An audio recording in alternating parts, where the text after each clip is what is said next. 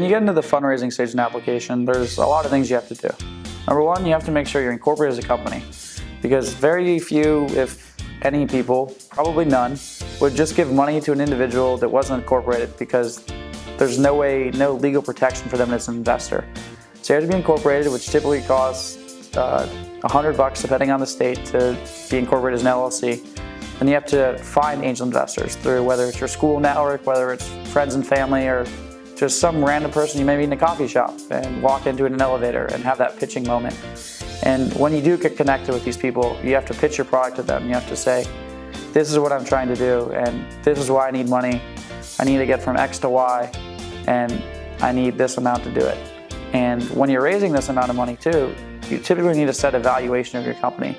The valuation means what is your company valued at? And you're going to accept a certain amount of money and give that investor this percentage back, depending on what your valuation is. And you have to decide, how are you going to accept money? Are you going to accept money in the form of convertible debt or straight equity? All this funding may sound like crazy, and I don't want to accept $1 million check today because it's so much pressure on me. But there's no problem with that. When I first got started, I was building apps on my own, and each app got progressively better and better and better. And I used them as a building block to build confidence not only with my development skills, but my knowledge of business. And when I was ready to raise funds, would I be prepared for it?